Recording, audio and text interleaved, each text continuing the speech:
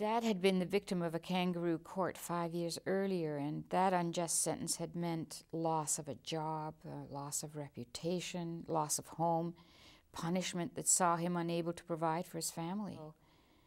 We were told by Dad not to ask any questions, just put on 2 layers of underclothes, our best overcoat and walking boots, and some personal books that we could carry in our school satchels, and get ready to go with him wherever he took us. On foggy December nights, my tummy always tightens up. I can recall our escape from Hungary. It was 52 years ago, but it still seems like only yesterday in my memory.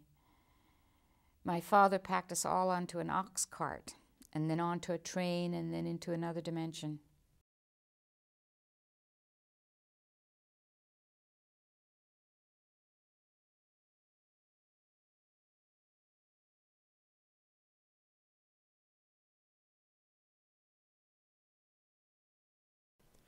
Bea Quarrie and her husband Don live in Peterborough, Ontario. Bea, a retired school teacher and grandmother, keeps busy as an artist and is involved in theater as an actor, director, producer, and an adjudicator.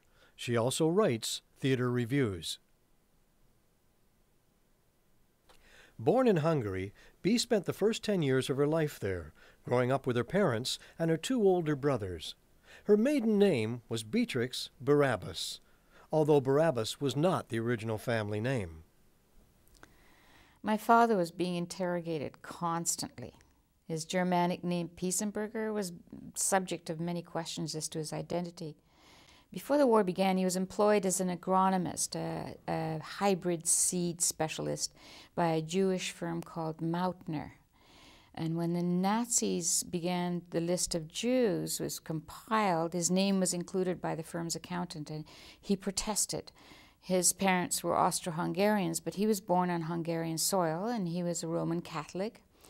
Only when he proved this with documents did his name come off the list, but it also meant that he was fired by the firm that originally employed him, thinking he was Jewish. So now the Russians were invading, and they were listing him as a German Jew, and he had to prove all over again that he was not German and that he was Roman Catholic, raised in a Hungarian orphanage after his mother died.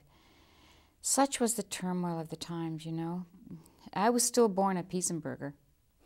One of my father's brothers already Hungarianized his name to Barabbas because of the difficulties that he encountered trying to get employment. And months went by. After all, Hungary had been invaded by the Germans first, then bombed by the Allies, and then invaded by the Russians. And official papers were almost impossible to get under the new regime. You can imagine the chaos as millions of people displaced and bombed out attempted to get their lives in order.